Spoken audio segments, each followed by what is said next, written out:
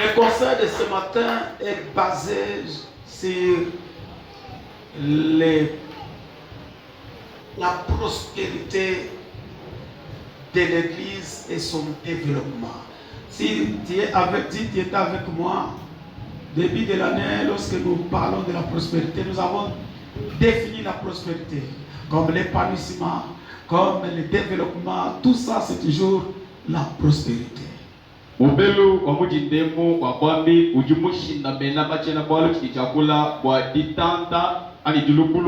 que l'Église puisse s'épanouir.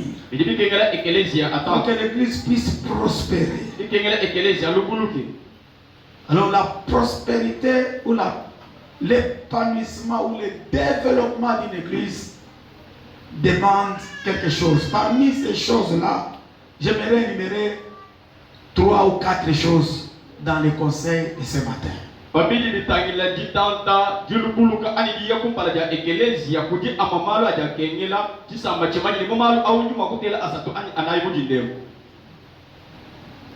J'ai une trentaine de minutes, je dois parler 3 ou 4 choses. Pour la prospérité ou l'épanouissement ou le développement d'une église. Je ne parle pas de l'église épouse du Christ. Je parle de l'église locale. 4 murs comme nous sommes ici.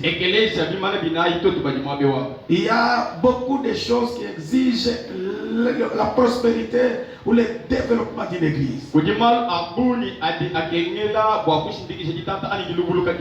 Mais parmi toutes ces choses-là, je dois énumérer 3 ou 4. Je n'ai pas besoin de définir ce que c'est l'église locale. L'église locale, c'est ce que vous êtes. Donc, là où nous sommes, c'est là où tu pries. C'est là où tu fréquentes chaque jour. Est-ce que vous êtes avec moi? Est-ce que vous êtes avec moi? Est-ce que vous êtes avec moi? Ok, que Dieu vous bénisse. J'aimerais que tu puisses saluer des personnes pour moi. Dis-leur que le pasteur vous salue.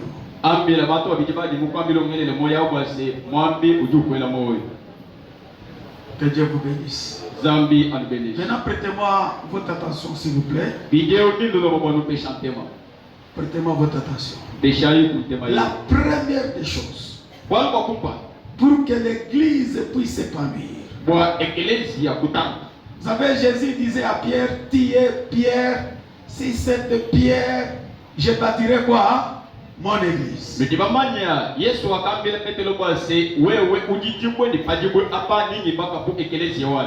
Donc, ça c'est pas le plus. Je voudrais d'abord énumérer quelque chose. L'église est bâtie sur les rocs. Les rocs là, c'est les rochers. Les rochers là, c'est une personne. Cette personne là, c'est qui? C'est Jésus.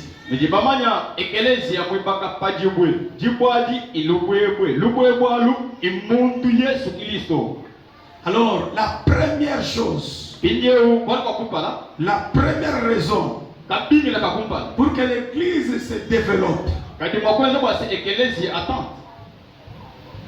si cette pierre, je bâtirai mon église. L'église n'est pas bâtie sur pierre.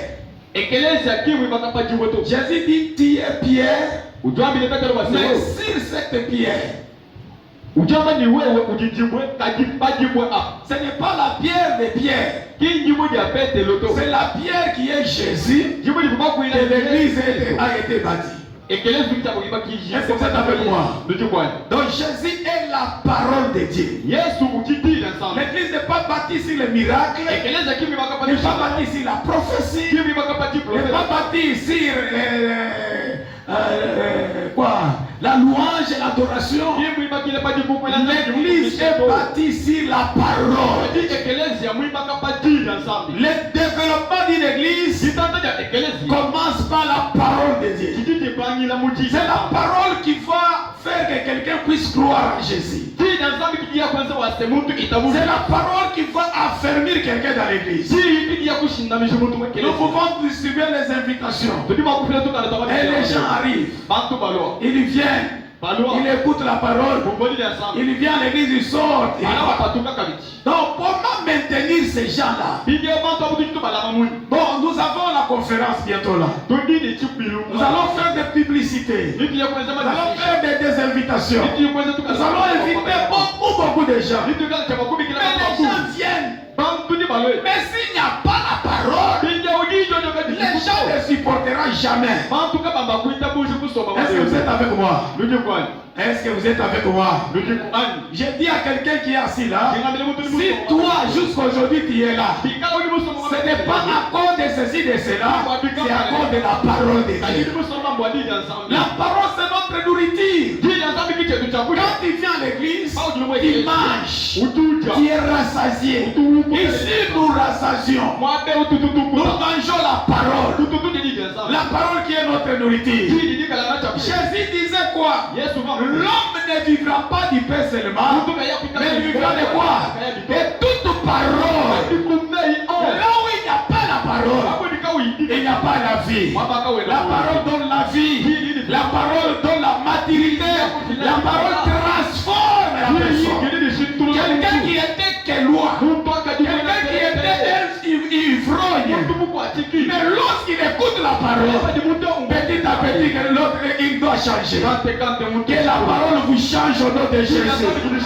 Que la parole vous transforme au nom de Jésus. Ici on ne te condamne pas. Même si tu continues à boire, mais viens écouter seulement la parole. Ce n'est pas le pasteur qui va te changer, mais c'est la parole que tu écoutes là. La parole c'est une semence. Quand on jette la semence un jour va fleurir, va pousser. Je suis en train de jeter la semence en vous. Cette semence va pousser au nom de Jésus. Un jour ça deviendra un arbre. Oh, que Dieu vous bénisse. Oh, je dis que Dieu vous bénisse. Il ne faut pas être des gens comme d'autres personnes dans notre église. Au moment où on chante, ils sont là. Au moment de la parole, ils sortent. Au moment de la parole, ils entrent dans les téléphones. Donc, si tu es comme ça, toute ta vie tu seras malheureux. Tu ne peux pas évoluer. Tu ne peux pas avancer. Ce qui fait avancer l'autre, c'est la parole de Dieu. Parce que la Bible dit, au commencement était la parole. Et la parole était avec qui? Elle était avec Dieu. Et la parole était qui? La parole était Dieu. Est-ce que vous comprenez ça? Au commencement était la parole. Et la parole était avec Dieu. Est-ce que vous comprenez ça? On dit au commencement était quoi? La parole. La parole est là. Au commencement était la parole. Et on dit la parole était avec Dieu. Donc, et la parole est là, et Dieu est ici. La parole était avec Dieu. Et on continue en disant ceci. La parole était Dieu. Est-ce que vous comprenez? C'est là où les pentecôtistes parlent de la Trinité. Nous croyons à un seul Dieu qui se manifeste en trois personnes. Père, Fils et qui? Saint-Esprit. Amen. Amen. La parole de Dieu. Mes amis, aimez la parole. Mes bien-aimés, aimez la parole. Tu peux me ravir la maison. Tu peux me ravir les biens. Tu peux me ravir l'argent. Tu peux me ravir la femme. Ravir le mari. Ravir mes enfants. Mais il y a quelque chose que tu ne peux pas me ravir. La parole de Dieu à moi. David dit, la parole de Dieu à moi, c'est une lumière sur mon sentier. Si tu as la parole, même si on te ravit tout, avec cette parole, donc c'est la parole qui avait créé toutes les choses. Tu auras ce qu'on t'avait ravi là. On était créé par la parole. Il y a la parole. Il y a l'argent. Il y a la parole. Il y a les enfants. Il y a la parole. Il y a l'emploi. Il y a la parole. Il y a tout ce qu'on cherche. Aimez la parole. Il ne faut pas qu'on prêche. Toi, tu entres dans les téléphones. Lorsqu'on prêche, tu sors. Aimez la parole. Vous avez des églises qui croissent rapidement. C'est des églises qui mettent l'intérêt au moment de la parole. Lorsqu'on prêche, personne ne bouge. Dans la salle, même un petit enfant. Allez chez les branagistes. Quand on prêche les histoires là, les brochures là, personne ne peut sortir. Personne ne peut bouger. Ils sont disciplinés pour que les gens écoutent ce qu'on prend. Même si tu veux aller te soulager, au moment de la parole, tu ne sors pas. Mais ici, tu es là, t'assois là.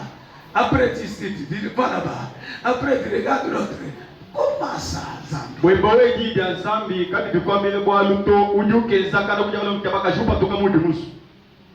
et la maman joue avec l'enfant au moment où on prêche la parole.